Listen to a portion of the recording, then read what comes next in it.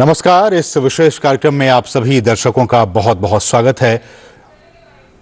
मैं हूं असीम मिश्रा और इस वक्त हम हालांकि वक्त हो गया डॉक्टर स्पीक का, लेकिन हम उस पर आए उससे पहले आपको सीधे लिए चलते हैं उत्तर प्रदेश के वृंदावन, जहां से आप ये सीधी तस्वीरें देख रहे हैं बांके बिहारी मंदिर से। भाजपा के वरिष्ठ नेता और केंद्रीय गृह मंत्री अमित शाह पूजा अर्चना करने के लिए इस वृंदावन के बांके बिहारी मंदिर पहुंच चुके हैं।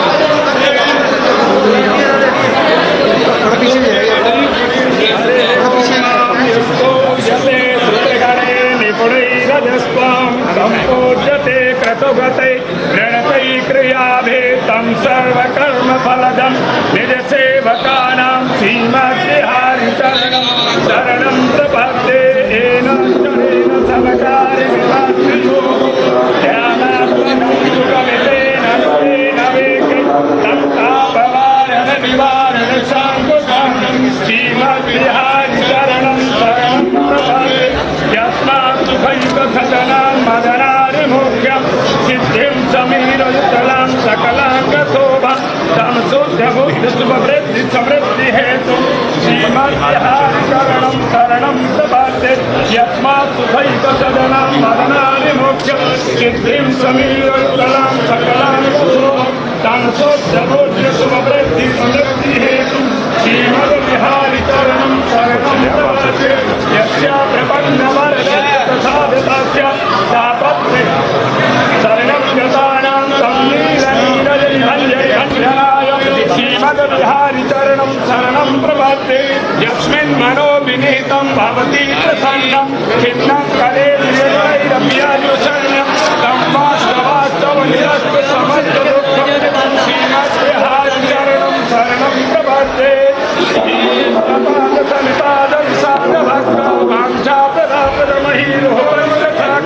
संसार सागर समुद्रने बहिर्तो दरिद्र नमो नमस्ते।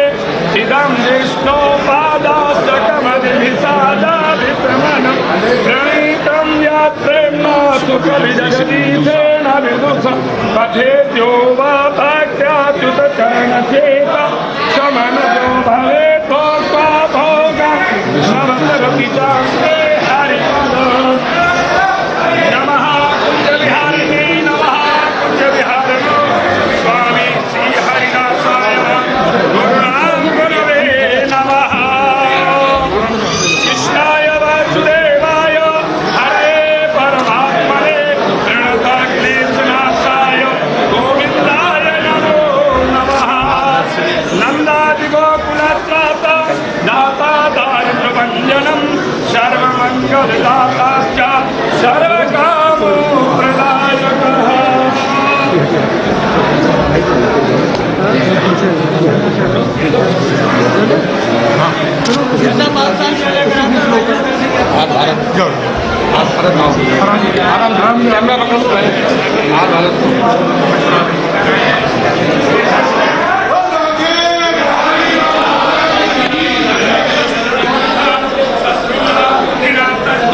अरे भाई हेलो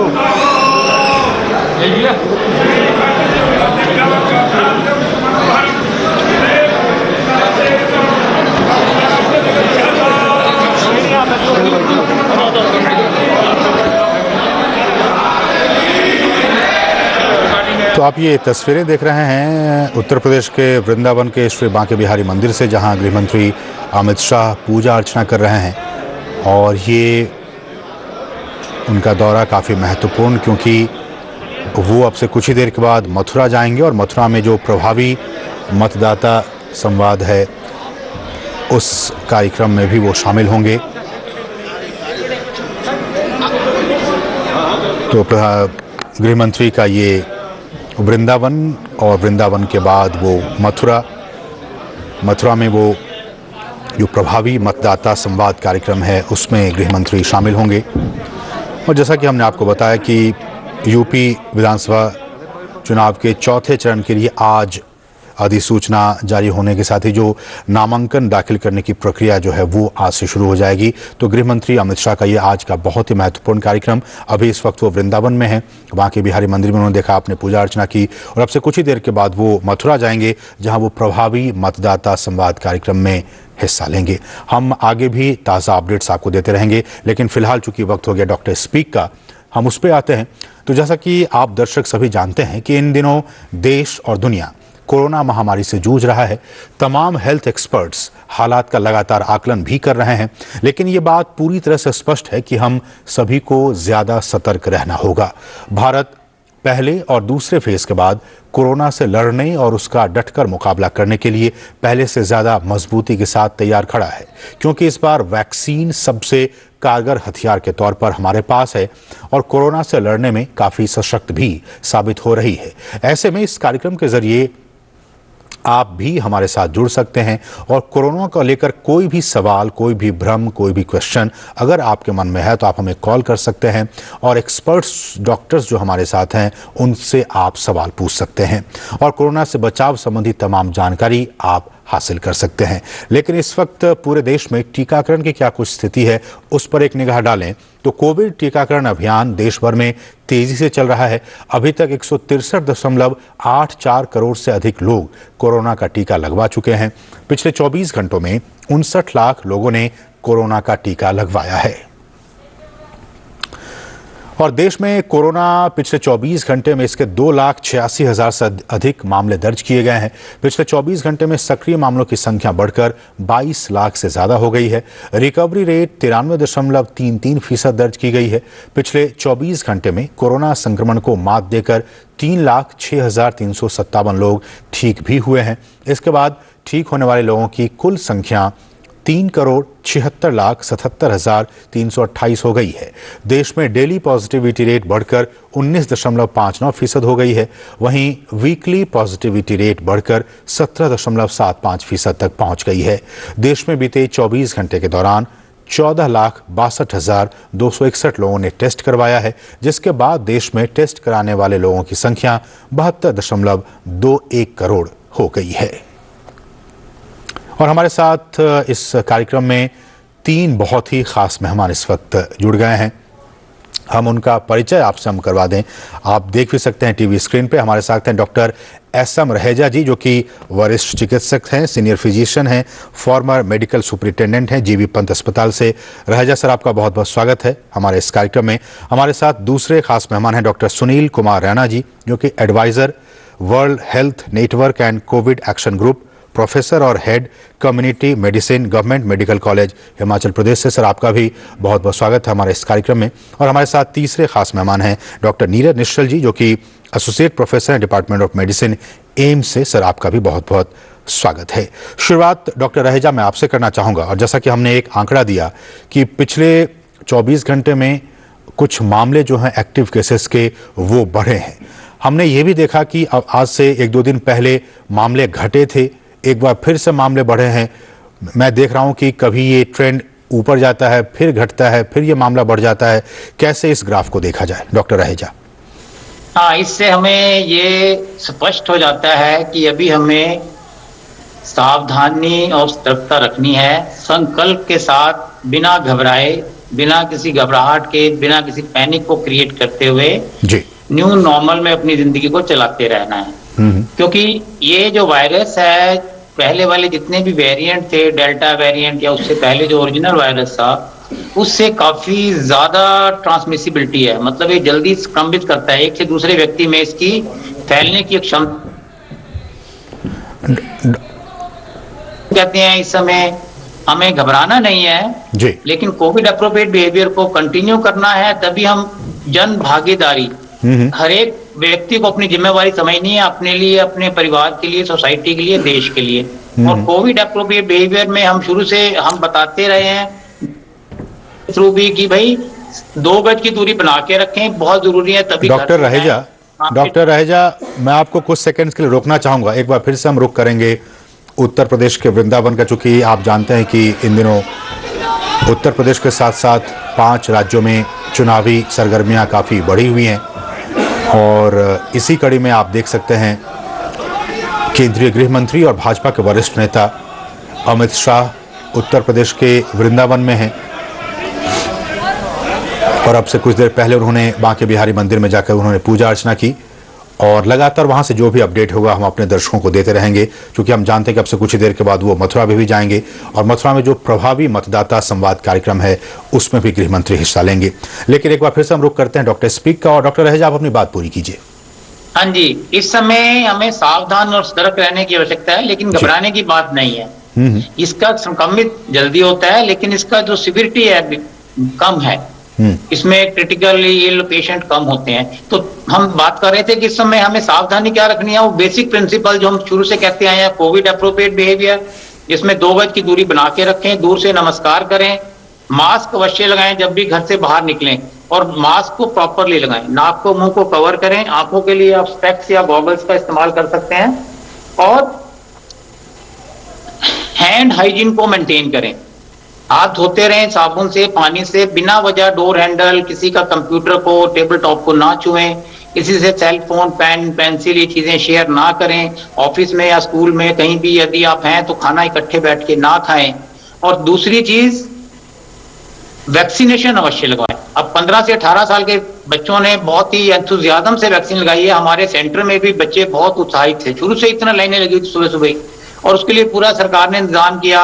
60 साल से अधिक व्यक्ति जिनको कोमॉर्बिड है उनके लिए भी अब ऑप्शनल डोज की सुविधा आ गई है, और जिनको कोमॉर्बिड कंडीशंस हैं तो इनको चाहिए कि अपना वैक्सीनेशन अवश्य करवा लें। और जो जिन्होंने दूसरा डोज नहीं लगवाया वो दूसरा डोज भी अवश्य लगाएं, क्योंकि हमारी स्टडीज बता रही हैं कि वैक्सीनेशन के बाद पहली बात है आपको कोरोना होने का चांस कम है, यदि होता भी है तो सीवियर कोरोना का इंफेक्शन नहीं होगा, आपको आईसीयू में या हॉस्पिटल में दाखिल होने की जरूरत नहीं पड़ेगी। और तीसरी चीज बहुत जरूरी है, तभी घर में फंक्शन करें, नहीं तो अवॉइड करें सोशल गैदरिंग, घर में फंक्शन ना करें, भीड़ भाड़ वाले इलाकों में ना जाएं, बंद कमरे में गैदरिंग मीटिंग्स इनको अवॉइड करें और खुश रहें, अपना इम्यून सिस्टम को दुरुस्त रखें, नींद पूरी लें, योगा करें, एक्सरसाइज करें, संतुलित खाना लें। और इस न्यू नॉर्मल में हम सबका कर्तव्य है कि हम सरकार के साथ, सरकार तो बहुत ज्यादा कर रही है हमारे लिए, लेकिन हमारा भी ड्यूटी बनता है कि भाई हम सब लोग आगे बढ़ें। जैसे आपने बताया कि 164.8 करोड़ से ज्यादा वैक्सीनेशन हो चुका है और इसके लिए भी हम सरकार का धन्यवाद देते हैं और हम सब इसके लिए बधाई के पात्र है। इस देश की जनता बधाई की पात्र है कि हमारे हेल्थ केयर वर्कर ने और फ्रंट लाइन वर्कर ने डिफिकल्ट टू रीच एरियाज में जा जाकर भी वैक्सीनेशन किया, क्योंकि भारत में कल्चरल डाइवर्सिटी बहुत है, इकोनॉमिक डिस्पैरिटी है, और सरकार के द्वारा पूरा vaccination, injection, syringes made in India सबको मुफ्त में उपलब्ध कराई गई, सेंटर्स पे पूरा ठीक से इंतजाम किया गया। तो सभी ने, सरकार ने हमारे लिए एक स्टेप आगे बढ़ के हमारे देश को इस पेंडेमिक से बचाने की और बाहर निकालने के लिए तत्पर रही है, और हमारा भी ड्यूटी बनता है कि हम कंधे से कंधा मिलाकर एक दूसरे का सहयोग करते हुए नए न्यू नॉर्मल में चलते चले जाएं। ठीक है डॉक्टर रैना, मैं आपको अब पूरी चर्चा में लाना चाहूँगा और सवाल ये कि देखिए बहुत से लोग हमारे ऑफिस में भी, बाहर में भी, समाज में भी इस बात की चर्चा वो लगातार करते हैं, क्या सच है क्या झूठ है आप इसको जरा क्लियर कीजिएगा। वो ये कह रहे हैं कि देखिए अभी पीक आना बाकी है, तमाम कुछ मीडिया रिपोर्ट्स के जरिए या कुछ जो डेटा है उसके जरिए लोग ये कह रहे हैं कि पीक आना बाकी है। आप एक डॉक्टर होने के नाते हमारे दर्शकों को क्या कहना चाहेंगे, क्या पीक नहीं आएगा या पीक का इस वक्त दौर चल रहा है या पीक आने वाला है, क्या कुछ स्थिति है जरा स्पष्ट कीजिएगा।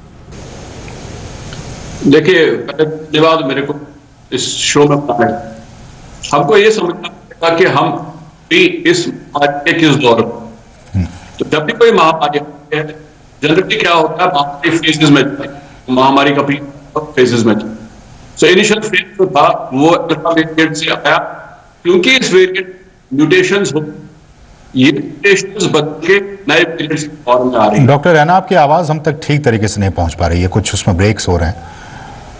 मैं आपके पास आऊंगा, रुक करूंगा, लेकिन मैं यही सवाल डॉक्टर निश्चल मैं आपसे जानना चाहूंगा, आपका क्या जवाब होगा, क्या पीक्स को लेकर क्या कुछ स्थिति है? जो भारत है वो काफी बड़ा देश है और जो मैं कह सकता हूं कि इस देश के अंदर ढेर सारे छोटे छोटे कंट्रीज आ सकते हैं। बिल्कुल। तो जो ये जो पीक की हम बात करते हैं वो एक स्पेसिफिक एरिया के बारे में बात कर सकते हैं। पूरे देश में एक साथ पीक आना पॉसिबल नहीं है। तो जो आप ये देख रहे हैं कि केसेस किसी दिन कम हो रहा है, किसी दिन ज्यादा हो रहा है, क्योंकि अलग अलग एरिया में अलग अलग समय में ये केसेस बढ़ रहे हैं, उसके चलते इस तरह की डिस्क्रिपेंसी आपको देखने को मिलेगी। और इस तरह की डिस्क्रिपेंसी अगले 1-2 हफ्ते तक देखने को मिलेगी, क्योंकि जो शहरों से ये जो इन्फेक्शन है धीरे धीरे गांव की तरफ जा रहा है, रूरल एरियाज में जा रहा है, एंड उसके कारण हम देख रहे हैं कि नंबर्स ऊपर नीचे हो रहे हैं।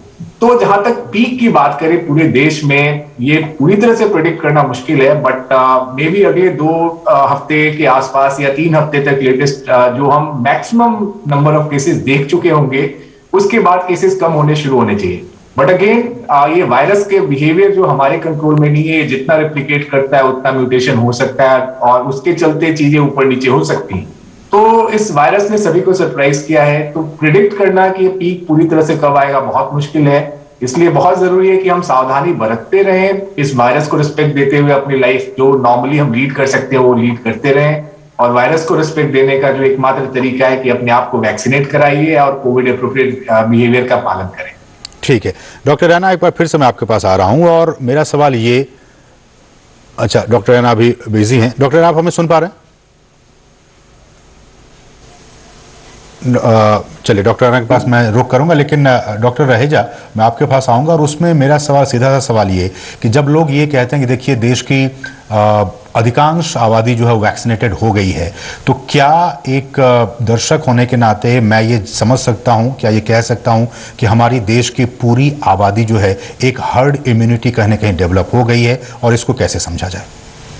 हाँ, ये आपने एक बहुत ही अच्छा प्रश्न उठाया। यदि आप देखें फर्स्ट वेव, सेकंड वेव, कितने लोग क्रिटिकल हुए, कितने लोग आईसीयू में पहुंचे, क्योंकि तब तक हमने वैक्सीनेशन नहीं कर पाए थे, क्योंकि नया नोवल वायरस है, वैक्सीन डेवलप होने में, उस चीज को लागू करने में समय लगता है। और अब की बार जब ओमिक्रॉन आया तो आप देख रहे हैं कि आपको डेटा ही सजेस्ट कर देगा कि बहुत ही कम पेशेंट्स को हमें क्रिटिकल होते हुए देखा और आईसीयू में जाते हुए देखा। तो ये तो वेल एस्टेब्लिश्ड फैक्ट है कि जिनको वैक्सीन लग गया उनको सीरियस कोरोना नहीं होता, बहुत कम होता है, चांसेस कम है, और आईसीयू में जाने के चांसेस तो और भी कम है, और उनका इन्फेक्शन होने का चांस भी कम है। तो definitely vaccine has a big success role in our story. Vaccine का ही ये हमारे को श्रेय देना चाहिए, सरकार को, आप सभी को, डीडी न्यूज को, हमारे हेल्थ केयर वर्कर को, टीम्स को, साइंटिस्ट को, हमारे देश की जनता को, कि हम इस वेव के अंदर ओमिक्रॉन आने के बाद पेशेंट इतने ज्यादा सीरियस नहीं हो रहे, सिर्फ उनको खांसी जुकाम होता है, इसके लक्षण काफी माइल्ड हैं, जैसे कि गले में खराश होना, सिर में दर्द होना, शरीर में दर्द होना, हल्का बुखार आना, नाक बंद होना, stuffiness of nose, hoarseness of voice. तो लो रेस्पिरेशन जो लंग्स वाले पार्ट है इसमें बहुत कम इन्वॉल्व हो रहे हैं। तो यदि आप देखें, ये वैक्सीनेशन ने हमारे जो इम्यूनिटी क्रिएट करी है, हर्ड इम्यूनिटी जिसको हम कहते हैं, उससे हमें काफी ज्यादा इस बार हमने देखा है कि हम काफी सक्सेसफुल रहे हैं कि लोगों को सीरियस कोविड नहीं हुआ, उनकी मॉर्टेलिटी भी बहुत कम है, और 1% पेशेंट्स ही ऐसे जिनको हॉस्पिटल में दाखिल होना पड़ा। तो यदि आप देखें, vaccination has been a major role, और उसके अलावा पब्लिक अवेयरनेस आपके चैनल के जरिए, डीडी न्यूज की पूरी टीम के जरिए, हर एक मीडिया के जरिए लोगों को काफी अवेयर हो गया है। लेकिन फिर भी हमारी अभी भी सभी से हमें ध्यान रखना है कि हमें सतर्क रहना है, सावधान रहना है, ये जरूरी बात है। हमें किसी भी टाइम पे इसमें ढील नहीं बरतनी, क्योंकि ट्रांसमिशन जब भी होगा वायरस का, यदि हम कोविड अप्रोप्रिएट बिहेवियर नहीं फॉलो करते, मास्क नहीं लगाते, 2 गज की दूरी नहीं करते, तो ये ट्रांसमिशन ऑफ वायरस जो होता है आपस में, उससे इसके अंदर म्यूटेशन होने के चांसेस बढ़ते हैं और कोई नया वेरिएंट डेवलप होने के चांसेस है। और दूसरी बात, यदि आप देखें कि इस बार 70% जो पेशेंट है उनमें लक्षण ही नहीं आ रहे हैं, तो आपको खुद नहीं मालूम होता व्यक्ति को कि उसके अंदर एक ओमिक्रॉन का वायरस चला गया और उसको वो किसी और को फैला सकता है। जैसे कि आप कोई घर के जो टीनेजर है, यंग लोग हैं, बाहर काम कर रहे हैं, उनका इम्यून सिस्टम अच्छा है, उनको ही इन्फेक्शन हुआ है, और वो उनके अंदर कोई लक्षण नहीं है, और वो घर में आए, अपने बड़े बुजुर्गों से मिले या जिनको कोमॉर्बिड कंडीशन है, 60 साल से अधिक उम्र है, डायबिटीज है, हाइपरटेंशन है, ब्लड प्रेशर है, हार्ट की बीमारी है, किडनी की प्रॉब्लम है, लंग्स की बीमारी है, लीवर की प्रॉब्लम है, स्टेरॉइड्स ले रहे हैं, इम्यूनोसप्रेसेंट्स ले रहे हैं, बहुत ज्यादा ओबीज हैं, स्टेरॉइड्स और जिनका इम्यून सिस्टम कमजोर है, जी। ऐसे व्यक्तियों को वो घर आके इन्फेक्ट कर सकते हैं और उनके लिए हमने देखा कि वो जल्दी इन्फेक्ट होते हैं और उनमें क्रिटिकल होने के चांस भी ज्यादा रहते हैं ऐसे छोटे बच्चों में। तो जरूरी है कि इस समय हम सब मिलजुल कर एज ए टीम इस कार्य को आगे बढ़ाएं और बिना घबराए चलते चले। ठीक है, लेकिन डॉक्टर रैना, जैसा कि डॉक्टर रहेजा ने कहा कि जो लक्षण है वो इस बार कुछ, डॉक्टर रैना आप हमें सुन पा रहे हैं? डॉक्टर रैना हमें सुन नहीं पा रहे हैं, लेकिन डॉक्टर निश्चल, यही सवाल कि जैसा कि डॉक्टर रहेजा ने कहा कि इस बार के जो लक्षण हैं वो पिछली बार के लक्षणों से कुछ अलग हैं। तो सवाल यही है डॉक्टर निश्चल कि जो संक्रमित व्यक्ति हैं वो ये कैसे समझें कि वो कोरोना से संक्रमित हैं या फिर ओमिक्रॉन से संक्रमित हैं? का जो नया वेरिएंट है तो बेसिकली ओमिक्रॉन हो या कोई, उससे फर्क नहीं पड़ता, या डेल्टा वेरिएंट से है उससे फर्क नहीं पड़ता। कोविड है, चाहे ओमिक्रॉन के चलते हो, डेल्टा के चलते हो या पहले वाले किसी वेरिएंट से हो। तो उसमें डिफरेंशिएट करने के लिए जनरल पब्लिक के लिए कोई खास मतलब नहीं है, क्योंकि जो ट्रीटमेंट ऑप्शन दोनों सिचुएशन में मोस्टली सिम्टोमेटिक ही है। तो जो डिफरेंशिएट अगर किसी को करने की जरूरत है कि कौन सा वेरिएंट है, वो मोस्टली एपिडेमियोलॉजिकल पर्पस से किया जाता है कि भाई कौन सा वेरिएंट जो है अभी सर्कुलेशन में ज्यादा है, कौन सा वेरिएंट जो नया आ गया है क्या, ताकि हम तैयार रहें कि अगर कोई नया वेरिएंट आ रहा है तो किस वे में बिहेव कर रहा है उसको हम मॉनिटर कर सकें। तो अगर आप ये जानना चाहें कि अब ये कोल्ड है, फ्लू है या कोविड है, इसको क्लिनिकली अभी के सिचुएशन में डिफरेंशिएट करना मुश्किल है, क्योंकि ये तीनों के सिम्टम्स एक दूसरे से ओवरलैप करते हैं। तो अगर आपको कोई भी यूआरआई सिम्टम्स है, यानी कि सर्दी, खांसी, बुखार, गले में दर्द, सिर दर्द, बॉडी एक, कुछ भी इस तरह का सिम्टम है, तो सबसे पहले अपने आप को आइसोलेट करें। अगर आप टेस्ट नहीं कराना चाहते हैं तो आपको 1 हफ्ते तक अपने आप को आइसोलेट करना चाहिए, जिससे कि आप एक दूसरे को इन्फेक्ट न करें, अपने घर वालों को इन्फेक्ट न करें, उससे बचाव में मिले। और अगर आप कंफर्म करना चाहते हैं कि भाई कोविड है या कोई सीजनल फ्लू है, तो डेफिनेटली आपको कोविड के लिए टेस्ट कराना पड़ेगा और उसके अनुसार आप डिसाइड कर सकते हैं। लेकिन समझने की बात यह है कि फ्लू और जो कॉमन कोल्ड है ये भी स्प्रेड होता है, और जो वल्नरेबल पॉपुलेशन घर में है वो भी इससे उतने ही रिस्क पे होंगे जैसे कोविड और बाकी चीजों से होता है। ये शायद लोगों में एक गलतफहमी रहती है कि वो उन लोगों के लिए खतरनाक नहीं हो सकता। इसलिए मास्क पहनना और कोई भी ऐसा सिम्टम आए अपने आप को आइसोलेट करना आज के सिचुएशन में बहुत जरूरी है, और इससे आप एक दूसरे की एक्चुअली जान बचाने में इनफैक्ट मदद कर सकते हैं। ठीक है, डॉक्टर रैना आप हमें सुन पा रहे हैं? अब डॉक्टर रैना, सवाल मेरा यह है कि जैसे डॉक्टर निश्चल ने कहा कि जो लक्षण हैं वो कहीं ना कहीं ओवरलैप कर रहे हैं, इसलिए तो सवाल यही होता है कि अगर लक्षण ओवरलैप कर रहे हैं तो क्या जो व्यक्ति नॉर्मल कोल्ड से भी अगर वो पीड़ित है या नॉर्मल फ्लू भी है, तो क्या डॉक्टर निश्चल की बातों को ही अगर समझा जाए तो क्या हर उस व्यक्ति को RT-PCR टेस्ट करवाने के लिए जाना होगा? देखिए, क्योंकि हम एक पब्लिक चैनल पे हैं अभी और आपको बहुत लोग सुन रहे होंगे, तो एक सिंपल सी बात जो आपको समझनी पड़ेगी कि हम साइंटिफिक डिफरेंशिएशन दोनों के बीच में ना करें। ये कॉमन कोल्ड है, फ्लू है और ये कोविड-19 होगा। तो ऐसा मान के चलिए कि हर वो व्यक्ति जिसके पास इन्फ्लुएंजा लाइक इलनेस के सिम्टम है, मतलब जिनके पास जुकाम है, गले में दर्द है, फीवर हो रहा है, बॉडी एक्स हो रहे हैं या हेडेक्स हो रहे हैं, वो ये मान के चले कि उसको कोविड हो सकता है। ये पहली बात है। दूसरा, हमको ये भी समझना पड़ेगा कि हर वो व्यक्ति जो किसी कोविड पॉजिटिव पेशेंट के संक्रमण में आया, उसके क्लोज विसिनिटी में आया है, वो भी ये समझ सकता है कि उसको कोविड हो सकता है। तो इन दोनों पेशेंट्स को क्या करना चाहिए कि अपने आप को पहले तो आइसोलेट कर लेना चाहिए, और अगर वो अपने आप की टेस्टिंग करवा सकते हैं तो उनको करवा लेना चाहिए। टेस्टिंग का सबसे बड़ा एडवांटेज ये है कि वो चेन ऑफ ट्रांसमिशन जो एक से दूसरे को इन्फेक्शन फैल सकता उसको रोक सकता है। लेकिन डॉक्टर है ना, अगर आप कह रहे हैं कि आप वो टेस्ट करवाएं, या तो वो खुद से करें या फिर बाहर जाके जहां पे RT-PCR टेस्ट हो रहा है वो करवाएं, लेकिन सरकार का, मेडिकल इंस्टीट्यूशन का ये कहना है, संस्थाओं का, कि टेस्टिंग सबको करवाने की जरूरत नहीं है। तो ये जो विरोधाभास है इसको कैसे देखा जाए? नहीं, इसमें अगर आप गाइडलाइंस को देखें तो गाइडलाइंस का सिंपल सा कॉन्सेप्ट है कि आप ऐसी सिचुएशन मत क्रिएट करें जिससे पैनिक हो। तो मेरा कहने का मतलब है कि टेस्टिंग मैंडेटरी नहीं है, लेकिन टेस्टिंग एडवाइजेबल है। दो चीजों में हमने डिफरेंस करना पड़ेगा। मैंडेटरी टेस्टिंग नहीं है, लेकिन एडवाइजेबल इसलिए है क्योंकि आप कोशिश कर सकते हैं। मान लो घर में एक आदमी है जिसको जुकाम हो गया, आज ही उसको जुकाम हो गया, उसको फीवर लाइक, उसको इन्फ्लुएंजा लाइक इलनेस है, अगर वो अपने आप को टेस्ट करवाता तो वो इंश्योर करता है कि उसके घर के आसपास के लोग इस बीमारी से सुरक्षित रहेंगे। तो एक क्लियर कट फायदा होगा टेस्टिंग का। ये टेस्टिंग मैंडेटरी नहीं है, जिसको आपने बोला कि सरकार बोलती है कि ये मैंडेटरी नहीं है। वो इसलिए नहीं मैंडेटरी है क्योंकि हम आज की डेट में ये एक्सपेक्ट करके चल रहे हैं कि ओमिक्रॉन एक कम्युनिटी ट्रांसमिशन फेज में है, बहुत कॉमन है, हर एक आदमी को हो सकता है जो भी किसी संक्रमित व्यक्ति के कांटेक्ट में है।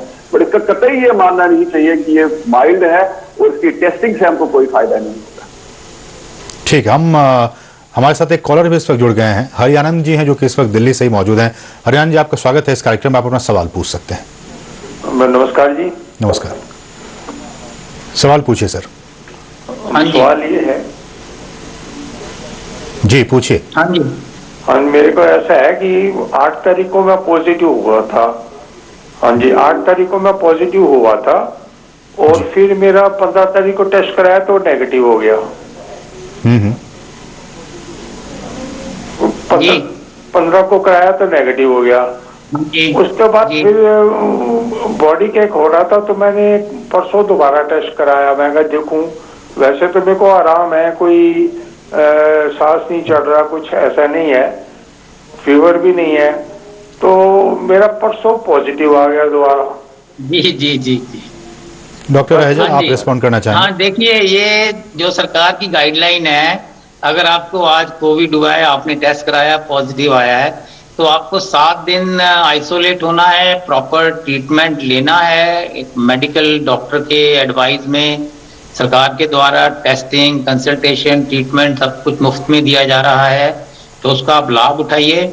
और 7 दिन के बाद यदि आपको पिछले 3 दिन में कोई लक्षण नहीं है तो आप मास्क लगा के काम पे जा सकते हैं। दोबारा टेस्ट करने के लिए अभी एडवाइस हम इसलिए नहीं करते क्योंकि ये जो हमारा टेस्ट है RT-PCR, ये उसके जो DNA है, उसका जो न्यूक्लियर मटेरियल है, उसको ये पिक करता है, तो ये डिफरेंशिएट नहीं करता ये वायरस लाइव है कि डेड है। तो 7 दिन के बाद आपने दोबारा कराया तो उस समय जो सैंपल लिया गया उसमें वो नेगेटिव आ गया, क्योंकि इसकी सेंसिटिविटी अगेन 70% है। यदि आप टेस्ट कराते हैं तो 70% चांस है कि आपको ये टेस्ट पिक करेगा पॉजिटिव, 30% चांस है कि नहीं करेगा। फिर आपने दोबारा कराया तो पॉजिटिव हो गया। तो जो दोबारा कराया है, जब आपको कोई लक्षण नहीं है, कोई सिम्टम नहीं है, तो जो दोबारा टेस्ट हुआ उसमें उसके जो डेड न्यूक्लिक मटेरियल है, डेड वायरस है, उसको भी ये वायरस डिटेक्ट कर लेता है। तो इसीलिए आप बिल्कुल निश्चिंत हो जाइए, आप बिल्कुल ठीक हैं। और आपको अगर 2 हफ्ते हो गए हैं, जैसे कि आज हम देख रहे हैं कि 8 तारीख को आपको हुआ, तो अभी आप अपना कार्य करिए, नॉर्मल डाइट लीजिए, नींद पूरी लीजिए, खाना अच्छा खाइए और खुद को बेहतर महसूस करिए, सुरक्षित रहिए। हाँ, फिजिकल एक्टिविटी ये भी जरूरी है कि कोरोना के बाद हमें ग्रेडेड वे में शुरू करना चाहिए, क्योंकि पोस्ट कोविड सिक्वली में हमने कुछ पेशेंट्स को देखा कि ये जो वायरस है हमारे शरीर के हर एक ऑर्गन को इफेक्ट कर सकता है। सेकेंड वेव में हमने देखा इसमें कि हार्ट को, लीवर को, ब्रेन को, लंग्स को। तो इसीलिए हम डॉक्टर की एडवाइस के अंडर कहते हैं कि जब आप रिकवरी फेज में हैं, जब आप ठीक हो गए हैं, तो उसके बाद भी स्टर्नोस एक्सरसाइज ना करें, जैसे जिम जाना है, दौड़ लगाना है, एक्सरसाइज करना है, उन सब चीजों से बचें। अभी हल्के हल्के ग्रेडेड एक्सरसाइज शुरू करें, हल्की वॉकिंग, डीप ब्रीदिंग, योगा, प्राणायाम और माइल्ड एक्टिविटी धीरे धीरे बढ़ाते चले जाएं और अपना खुश रहिए, सुरक्षित रहिए। और इससे पहले वाला जो प्रश्न था कि इस समय कोविड हुआ है कि ओमिक्रॉन हुआ है, तो ये जो हम जीनोम सीक्वेंस करते हैं सर, इसमें ये होता है कि जीनोम सीक्वेंस एक एपिडेमियोलॉजिकल टूल है और उससे वो इसलिए होता है कि हमें ये पता करना है कि कम्युनिटी में भी कौन सा वायरस डोमिनेंट है। तो यदि हम देखें कि आज का डेटा बताता है कि 90% से अधिक जो है ओमिक्रॉन के ही वेरिएंट मिल रहे हैं हमें ट्रांसमिशन के अंदर। तो इसके लिए एक साधारण व्यक्ति को इसके अंदर नहीं जाना चाहिए मेरे ख्याल। हमें जो टाइम टू टाइम गवर्नमेंट की एडवाइजरीज आ रही हैं उनको फॉलो करें और ट्रूथफुल और ऑथेंटिक इंफॉर्मेशन के लिए गवर्नमेंट ऑफ इंडिया का टोल फ्री नंबर है 1075। I repeat, government of India ministry of health का टोल फ्री नंबर है 1075। आप यहां से जानकारी ले सकते हैं। दूसरा नंबर है 011 2397 8046 2397 8046। आप यहां से कोई भी जानकारी इसके विषय में ले सकते हैं। और इनका जो गवर्नमेंट ऑफ इंडिया की साइट है www.mohfw.gov.in, यहाँ पे आपको सारी authentic latest up to date reliable जानकारी मिलती है। और बिल्कुल। इसके अलावा आप मेल के जरिए भी ये अपने प्रश्न पूछ सकते हैं ncov2019@gmail.com और दूसरा है ncov2019@gov.in। तो ये सारी चीजें आपको कुछ भी जानकारी चाहिए आप यहाँ से लीजिए, क्योंकि आजकल हम देखते हैं कि इंटरनेट पूरा भरा पड़ा है अलग अलग बातों से, बिल्कुल। तो इससे अननेसेसरली पैनिक और घबराहट क्रिएट होता है। तो इसलिए मैं कहता हूँ यदि आपको कुछ भी जानकारी चाहिए तो आप authentic source 1075 toll free number से ले सकते हैं। ठीक है, बहुत अच्छी बात आपने कही हमारे दर्शकों के लिए डॉक्टर रहेजा। और हालांकि डीडी न्यूज़ भी एक पब्लिक ब्रॉडकास्टर होने के नाते अपनी जिम्मेदारियों को समझता है और लगातार हम जो हमारा जो चैनल है उसके नीचे या लोअर बैंड्स में आप देखेंगे तो हम ये तमाम इन्फॉर्मेशन को वहाँ पे डाल रखा है कि ताकि लोग जो है वो सही और ऑथेंटिक इन्फॉर्मेशन लें। लेकिन डॉक्टर रैना, मेरा सवाल आप ही की बातों को आगे बढ़ाते हुए कि एक संक्रमित व्यक्ति चाहे वो कोल्ड से हो या फ्लू से हो या कोरोना से, उसे तो पहले तो पता नहीं चलेगा कि वो किस चीज़ से पीड़ित है, तो किस स्टेज पर वो संक्रमित व्यक्ति जाके अपना RT-PCR टेस्ट या फिर जो होम किट है उसके जरिए टेस्ट करवाएगा, वो कौन सा स्टेज होगा उसके लिए? देखिए, आइडियली जो हम सिचुएशन बोलते हैं इन्फ्लुएंजा लाइक इलनेस के, उसमें आपके पास सोर थ्रोट हो सकता है, आपको बॉडी एक्स हो सकते हैं, हेडेक हो सकता है और फीवर हो सकता है। तो जब भी फीवर आए, फीवर को मैं बहुत सिग्निफिकेंट मानता हूँ, sore throat in combination with fever जब आए तो उसको जनरली अपना टेस्ट करवा लेना चाहिए जी। बॉडी एक्स बहुत सिग्निफिकेंट नहीं है, बट जो ओमिक्रॉन के आज की डेट में जो एविडेंस आया दुनिया भर से, तो हमारे लिए आज की डेट में जो सिग्निफिकेंट सिम्टम्स है वो है सोर थ्रोट और फीवर। अब फीवर कितने दिन का हो ये भी बहुत इंपॉर्टेंट है। अगर एक दिन का फीवर रहता है, आज फीवर चढ़ा सुबह और by the end of the evening या तो दूसरे दिन तक खत्म हो गया, तो शायद वो रिलैक्स कर सकते हैं, वो सोच सकते हैं कि ये कुछ और कॉमन कोल्ड की वजह से और कुछ और वजह से हो सकता है। लेकिन अगर ये फीवर रिग्रेस नहीं करता है, कम नहीं होता, 2 दिन 3 दिन रहता है, तब उसको अपने आप को टेस्ट करवा लेना चाहिए। तो फीवर और सोर थ्रोट इंपॉर्टेंट है और परसिस्टेंट रहते हैं तो उसको अपना टेस्ट करवा लेना चाहिए। ठीक है, बहुत अच्छी जानकारी आपने दी। हमारे साथ एक और कॉलर जुड़ गए हैं, हमारे साथ राहुल हैं जो कि मुरादाबाद से इस वक्त फोन लाइन पे मौजूद हैं। राहुल जी, आपका स्वागत है इस कार्यक्रम में, आप अपना सवाल पूछ सकते हैं। डॉक्टर नमस्कार। डॉक्टर, मेरी एज 36 है और मेरा लास्ट मंडे कोविड पॉजिटिव आया था। उससे पहले मेरे गले में प्रॉब्लम थी थोड़ा सा, और उसके बाद मंडे तक मैं ठीक था, मैंने मगर टेस्टिंग के लिए सैंपल दिया तो पॉजिटिव आया। फिर उसके बाद 4 दिन तक बिल्कुल सही था। लास्ट सैटरडे से, अभी जो सैटरडे गया है, फ्राइडे सैटरडे से मेरे को चेस्ट में बीच में पेन है और पसलियों में भी दर्द है और गैस बहुत ज्यादा है जो मुझे महसूस हो रही है पेट के अंदर। तो मैं इसको कैसे लूँ? एक्सरे वगैरह करा के चेक करना चाहिए कि कोई लंग्स पे इफेक्ट पड़ा है या क्या? और हार्ट की तरफ भी इधर मतलब थोड़ा सा पेन है 2-3 दिन से। डॉक्टर निश्चय, अगर आप इसको रेस्पॉन्ड कर सकें। नहीं, बिल्कुल। कई बार लोग जब कोविड होता है तो अब इन्होंने क्या दवाइयों का सेवन किया इसके बारे में इन्होंने नहीं बताया। तो कई बार जो बुखार की दवाइयां हम लेते हैं उसके बाद लोगों को एक रिफ्लक्स कंडीशन होता है, बेसिकली सिम्पटम में कहेंगे तो एसिडिटी जैसे लक्षण आने शुरू हो जाते हैं। और दूसरा ये कि ठंड के मौसम में कई बार हम अगर ठीक से अपने आप को न ढके तो कई बार हमारे छाती में अकड़न जो मांसपेशियों के चलते भी आ जाता है। तो बिना एग्जामिन किए कुछ भी कहना मुश्किल है। तो मैं इनको यही सजेस्ट करूंगा कि अगर ये परेशानी काफी ज्यादा उन्हें दिक्कत कर रही है तो डेफिनेटली एक डॉक्टर से मिले, डॉक्टर को डिसाइड करने दें कि क्या टेस्ट करना है, क्या दवाई देनी है। खुद से ये डिसाइड ना करें कि इन्हें एक्सरे कराना है, CT स्कैन कराना है, कोई ब्लड टेस्ट कराना है या कोई दवाई खाना है। तो मेरा तो यही कहना है कि एक डॉक्टर से मिले, डॉक्टर को देखने के बाद डॉक्टर को डिसीजन लेने दे कि ये क्या परेशानी हो सकती है ताकि उसके अकॉर्डिंग एक्शन लिया जा सके। चलिए डॉक्टर निश्चल, हमें ये कहा जा रहा है कि आपको किसी और व्यस्तता की वजह से इस कार्यक्रम से जाना होगा, तो हम आपको सर अनुमति देते हैं कि आप इस प्रोग्राम से जा सकते हैं। फिलहाल आपका शुक्रिया, बहुत बहुत शुक्रिया डॉक्टर निश्चल हमारे साथ जुड़ने के लिए, अपना कीमती वक्त निकालने के लिए। लेकिन हमारे साथ 2 मेहमान जुड़े हुए हैं, डॉक्टर रहेजा और डॉक्टर रैना। अगला सवाल डॉक्टर रैना आपसे है और सोशल मीडिया के जरिए ये सवाल आ रहा है। सवाल ये है कि ये जो व्यक्ति हैं वो बाहर के देश से अभी इंडिया आए हैं और वहाँ पर उन्होंने कोई दूसरी वहाँ उस देश की डोज ले रखी है और यहाँ पे वो 60 वर्ष से अधिक है, वो प्रिकॉशनरी डोज लेना चाह रहे हैं, लेकिन वो ये डोज जो वहाँ लिए हैं वो यहाँ पे ये सुविधा नहीं है, तो वो क्या करें ऐसे में? ये बहुत लॉजिस्टिक प्रॉब्लम हुई है और ये इनके साथ अकेले नहीं है, बहुत लोगों के साथ होने वाली है। अब हमारे पास दिक्कत है आज की डेट में कि पब्लिक डोमेन में, पब्लिक प्लेटफॉर्म पे हमारे पास न तो फाइजर अवेलेबल है, न हमारे पास मॉडर्ना अवेलेबल है। लेकिन अगर कोई भी व्यक्ति वैक्सीन लेना चाहता है मान लो आज की डेट में कोई व्यक्ति लेना चाहता है और वो अगर वो एलिजिबल है, पात्रता के उसको फुलफिल करता है, तो उसको जो अवेलेबल वैक्सीन है यहाँ पे उसको ले लेना चाहिए। जो दुनिया भर की इंटरचेंजेबिलिटी स्टडीज हुई है, इंटरचेंजेबिलिटी स्टडीज में जहां एक टाइप का वैक्सीन पहले लगा है और उसको दूसरे टाइप का वैक्सीन बाद में लगाया हुआ है, पहले उसको फॉर एग्जांपल मॉडर्ना लगा, उसको बाद में फाइजर का लगाया, मॉडर्ना लगा, उसके बाद उसको एस्ट्राजेनेका का लगा, तो वो हार्मफुल कभी भी नहीं देखा गया। इनफैक्ट उसको देखा गया है कि वो बेनिफिशियल है और शायद उससे ज्यादा बेनिफिशियल है कि अगर एक ही टाइप के वैक्सीन आपको लगते होंगे। तो इसलिए मैं उनसे कहूंगा कि अगर वो पात्र है, अगर वो एलिजिबल है, तो उनको यहाँ जो अवेलेबल वैक्सीन है उसको लगा देना। लेकिन डॉक्टर रैना, कुछ तो, अब ये सही या गलत मुझे नहीं पता, लेकिन मीडिया रिपोर्ट्स के हवाले से ये कहा गया कि कुछ जो वैक्सीन कॉकटेल की बात जब आती है, हालांकि जैसे आपने कहा कि एक ही वैक्सीन हो तो वो ज्यादा इफेक्टिव होगा, लेकिन वैक्सीन कॉकटेल की बात जब आती है तो कहा जाता है कि उसका इफेक्ट बहुत ज्यादा अच्छा होता है। कॉकटेल तो नहीं बोलते उसको हम बोलते हैं इंटरचेंजेबिलिटी स्टडी। जी, इंटरचेंजेबिलिटी का मतलब हुआ कि जैसे मैंने पहले भी कहा कि मान लो किसी को पहले एस्ट्राजेनेका लगा है और उसको अब कोवैक्सीन लगा या कोविशील्ड लगा, या किसी को पहले फाइजर और मॉडर्ना लगा, उसको कोवैक्सीन और कोविशील्ड लगा, तो वो कहते हैं वो बेटर है।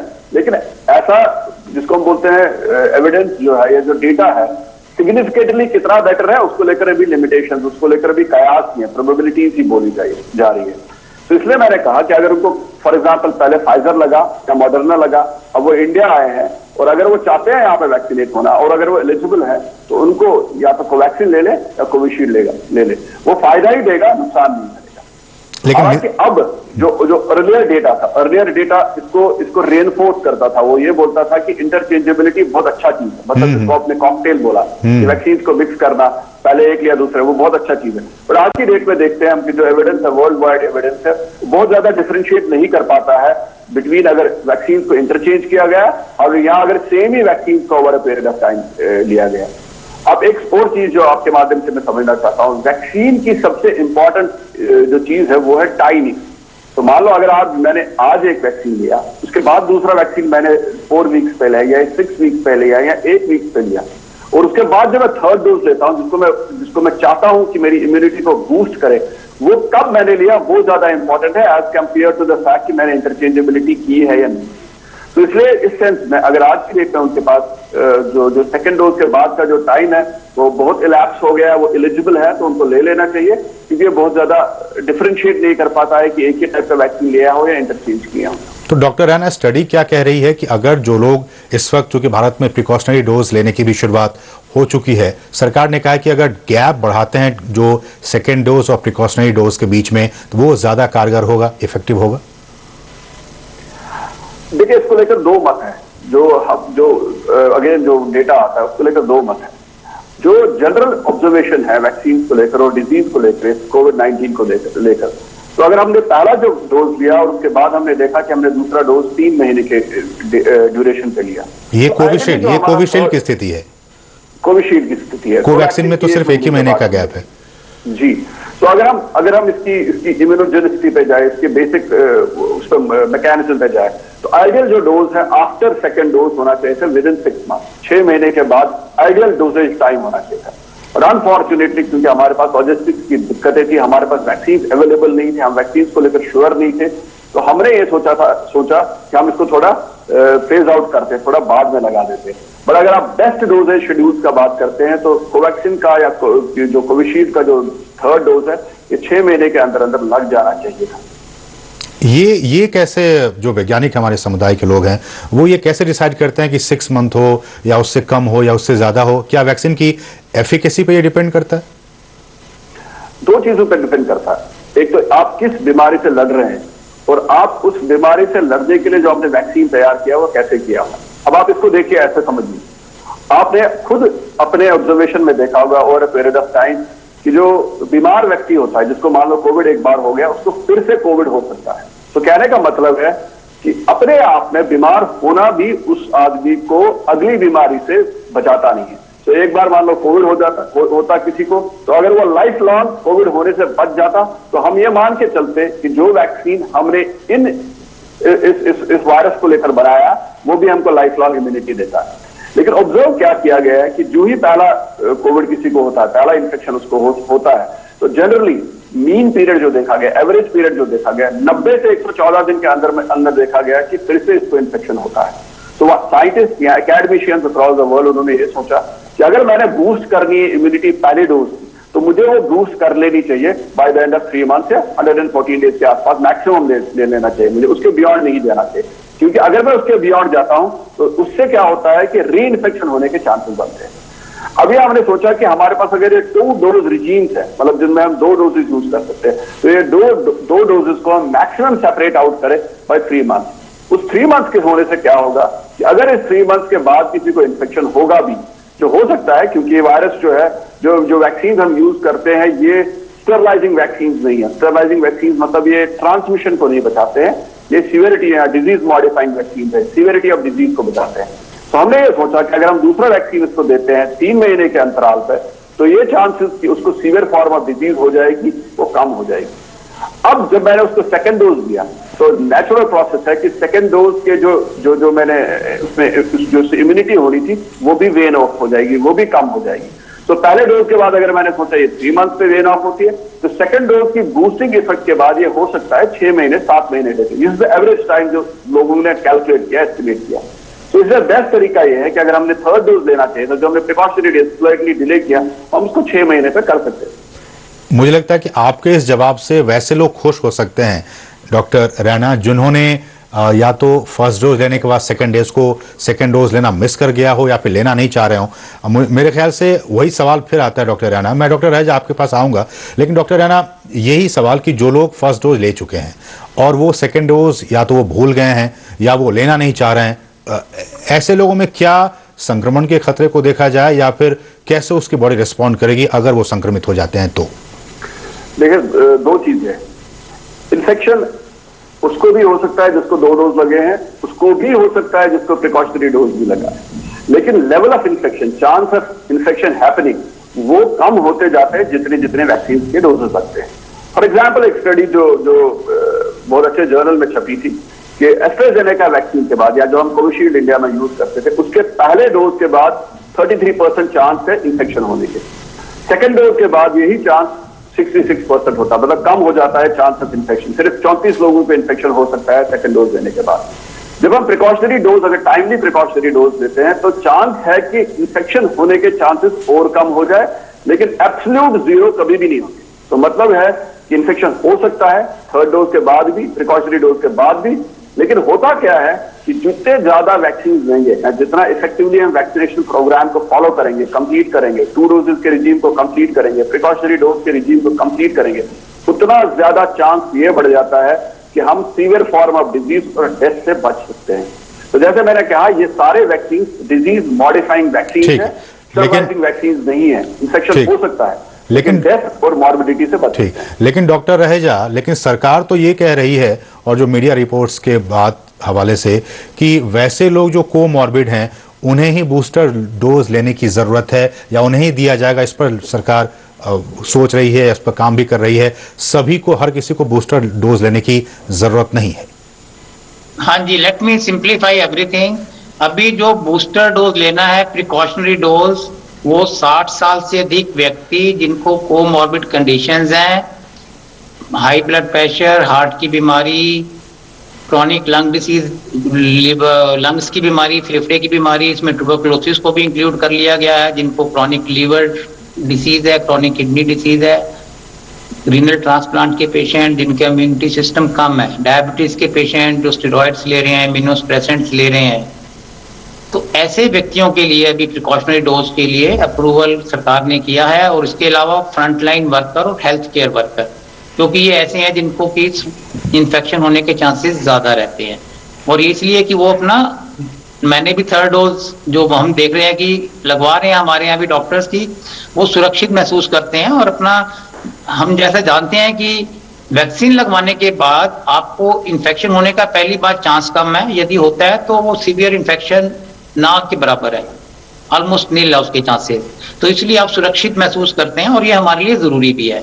और जरूरी है कि हमने अगर पहला डोज लगवाया है कोवैक्सीन का, तो दूसरा डोज 4 से 6 हफ्ते बाद लगवाएं, और कोविशील्ड लगवाया है तो दूसरा 12 से 16 हफ्ते बाद लगवाएं। और जो बूस्टर डोज है, जैसे सरकार ने बताया, बूस्टर या प्रिकॉशनरी डोज, वो आप 9 महीने के बाद सेकंड डोज लगवाना है। और इसके लिए यदि आप देखें, गवर्नमेंट ऑफ इंडिया के द्वारा 1 करोड़ से अधिक व्यक्तियों को SMS भी भेजा गया है, you are qualified for the precautionary booster dose. तो जरूरी है कि हम सब इसका लाभ उठाएं, अपना कर्तव्य समझें, चीजों को सिंपल रखें और वैक्सीन अवश्य करवाएं। जिनको अभी अभी कोरोना हुआ है उनको 90 दिन के बाद वैक्सीन लगवाना चाहिए। ये सारी गाइडलाइन गवर्नमेंट ऑफ इंडिया ने जारी की हुई हैं और ये काफी टेक्निकल एक्सपर्ट्स और हमारी जितनी भी मीटिंग्स होती हैं उसके बाद ये डिसाइड किया जाता है। तो लेट्स, हमें चाहिए कि चीजों को सिंपल रखें और क्लियर रखें ताकि जो हमारे भारत की जनता है उसको ठीक से फॉलो करें और बिल्कुल क्लियरली चलें हम लोग। क्योंकि आप ये सोच लीजिए, सरकार के द्वारा यदि कोई भी कदम लिया जाता है मिनिस्ट्री ऑफ हेल्थ के द्वारा, तो पूरी clinical studies, clinical trial, data, पूरे टेक्निकल एक्सपर्ट्स उसमें बैठते हैं। हर एक, हम भी अपना इनपुट देते हैं, हर एक व्यक्ति अपना, जो साइंटिस्ट है वो भी इनपुट देते हैं, डॉक्टर्स भी देते हैं, एपिडेमियोलॉजी वाले डॉक्टर्स भी देते हैं, पब्लिक हेल्थ एक्सपर्ट्स भी देते हैं, फिजिशियंस भी देते हैं, क्रिटिकल केयर एक्सपर्ट्स भी देते हैं। तो उसमें सब लोग हैं। तो इसीलिए हमें इन चीजों को, टेक्निकल चीजों में जाने की बजाय जो सरकार के द्वारा दिशा निर्देश दिए जाते हैं उनको आप फॉलो करिए। वैक्सीनेशन अवश्य करवाएं। जिनको पहली डोज नहीं लगी वो फर्स्ट जरूर लगवाएं, जिनको सेकंड लगनी है वो सेकंड अवश्य लगवाएं, और जिनके लिए प्रिकॉशनरी डोज का प्रावधान है वो प्रिकॉशनरी डोज अवश्य लगवाएं। और अब ये वैक्सीन प्रेग्नेंट वुमेन और लैक्टेटिंग वुमेन के लिए भी अप्रूवल है। 15 से 18 साल के बच्चों के लिए सरकार ने अप्रूवल दे दिया और उनको हम जल्दी से कवर करने के बाद 12 से 15 साल के बच्चों के लिए भी वैक्सीनेशन खोल दिया जाएगा। तो सरकार एक स्टेप वाइज पूरे तरीके से चल रही है। यदि आप देखें, हमारे देश में 90% जो है कोविशील्ड लगाई गई है व्यक्तियों को और 10% को वैक्सीन लगी है। तो इसीलिए जो थर्ड डोज है सेम वैक्सीन का लगवाने से एक तो आप सुरक्षित हैं और दूसरी चीज हमें वैक्सीन की अवेलेबिलिटी भी देखनी है।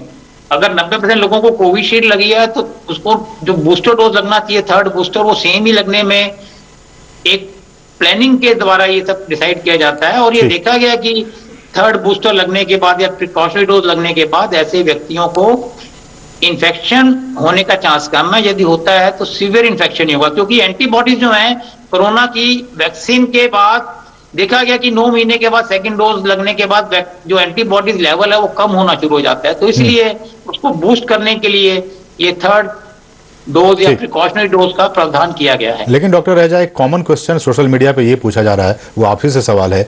वो कह रहे हैं कि देखिए मुझे लक्षण से सिम्टम्स सारे थे और जब उन्होंने RT-PCR टेस्ट करवाया तो वो उसकी रिपोर्ट नेगेटिव आई, लेकिन लक्षण सारे मौजूद हैं।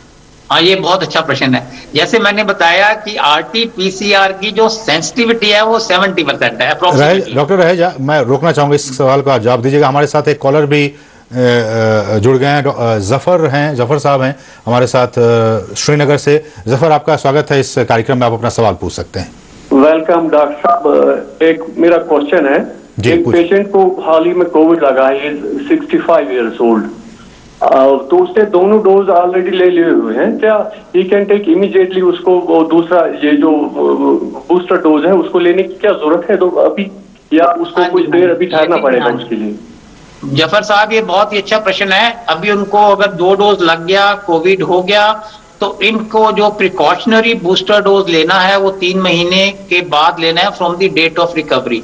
और उसके पीछे रैशनल ये है कि आपको अगर यदि कोविड हो गया इस दौरान, तो कोविड इन्फेक्शन होने के बाद आपके शरीर के अंदर कोविड के अगेंस्ट, कोरोना के अगेंस्ट एंटीबॉडीज बन जाती हैं और वो 3 महीने तक उनका ऑप्टिमम लेवल रहता है। तो इसीलिए हम कहते हैं यदि किसी व्यक्ति को कोरोना हुआ है तो रिकवरी से 90 दिन के बाद उनको अगला डोज लगवाना चाहिए। और जैसा कि इससे पहले वाला कॉलर RT-PCR टेस्ट के बारे में पूछ रहे थे, उसमें यह है कि RT-PCR टेस्ट की जो सेंसिटिविटी है वो 70% है। यानी 100 के 100 पेशेंट में, यदि 100 के 100 पेशेंट को वायरस अगर गले में है भी तो 70 में ये डिटेक्ट कर पाएगा। और उसका रीजन क्या है? सैंपल लेने में कई बार कमी रह जाती है, आपने नाक में पूरा अंदर नहीं डाला, गले में ठीक से उसने स्वैब नहीं लिया, उसको जो वायरल ट्रांसपोर्ट मीडिया है उसको थोड़ा टेम्परेचर ठीक नहीं रखा, या टेस्टिंग में देर हो गया।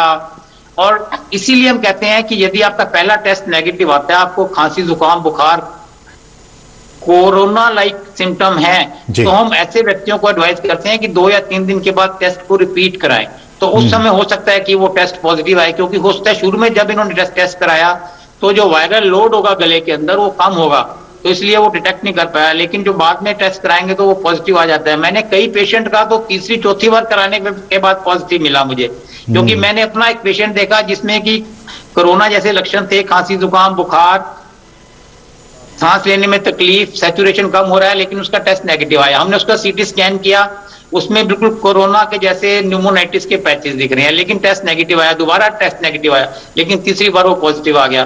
तो इसलिए हम कहते हैं सेंसिटिविटी इसकी 70% ही है, 3 में से 2 को डिटेक्ट कर पाता है। लेकिन अगर एक बार ये पॉजिटिव आ जाता है, स्पेसिफिकली जिसको कहते हैं, यदि ये टेस्ट पॉजिटिव आ जाता है तो 90% प्लस आपको कोरोना का इन्फेक्शन ही है। ठीक। तो इसीलिए ये बहुत टेक्निकल चीजें हैं, इसलिए हमें चाहिए कि एक अपना इलाज है डॉक्टर के संपर्क में जाके कराएं। जी सर। सेल्फ मेडिकेशन ना करें, ओवर द काउंटर मेडिसिन ना लें, जैसे कुछ एक दवाइयां एस्पिरिन, डाइक्लोफिनेक, इबुप्रोफेन, ये आपको नुकसान भी दे सकती हैं कोरोना के अंदर। तो इसीलिए जरूरी है कि आप डॉक्टर के संपर्क में जाके इलाज कराएं। पर्टिकुलरली जो हाई रिस्क ग्रुप है उनको तो चाहिए कि बिल्कुल डॉक्टर के पास जाके इलाज कराएं। सरकार के द्वारा ट्रीटमेंट, टेस्टिंग, कंसल्टेशन सब कुछ मुफ्त में दिया जाता है जी।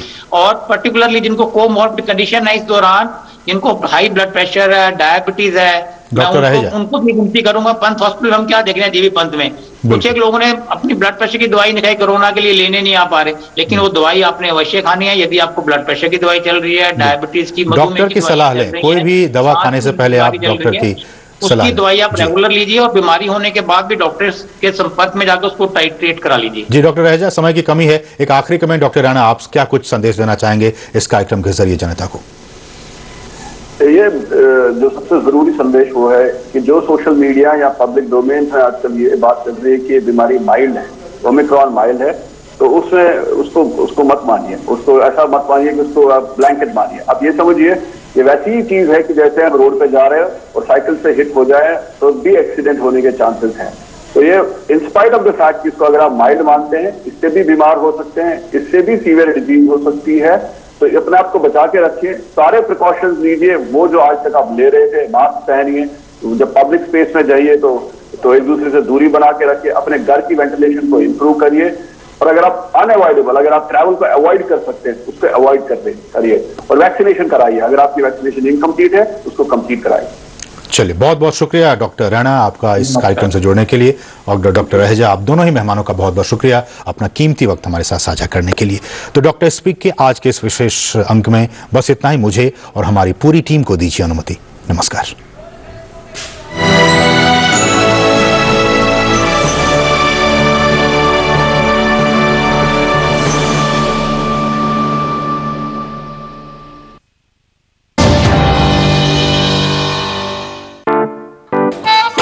नाइन to 5 जॉब, अरे 5 to 9 जॉब, भाग दौड़ all the time job, the roaming वाला जॉब, द डेडलाइन वाला जॉब, और are you living in the market वाला जॉब। जिंदगी में मौके ही मौके हैं, अपनी मर्जी से जॉब चुनिए, अपनी इच्छा अनुसार कमाइए, बन जाइए LIC एजेंट। ये है जॉब से बढ़कर, ये है करियर इंश्योरेंस।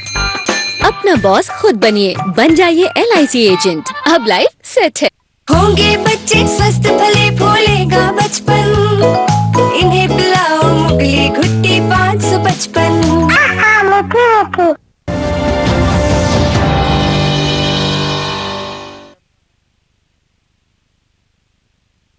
संघर्षों के कुछ किस्से, कहानी कुछ सफलताओं की, अनकही विरासत की, उम्मीदें नए भारत की। महीने के आखिरी रविवार का रहता है इंतजार। मलयाचल के आंचल से विंध्याचल के आंगन तक, ब्रह्मपुत्र के घाट से हिमालय के विस्तार तक होती है मन की बात प्रधानमंत्री के साथ। तो सुनिए इस महीने 30 जनवरी सुबह 11:30 बजे मन की बात आकाशवाणी और दूरदर्शन के सभी चैनलों पर। आप भी माननीय प्रधानमंत्री के मन की बात का हिस्सा बन सकते हैं। इसके लिए आप अपने सुझाव post box number 111 Akashvani Delhi पर भेज सकते हैं, या फिर नमो ऐप या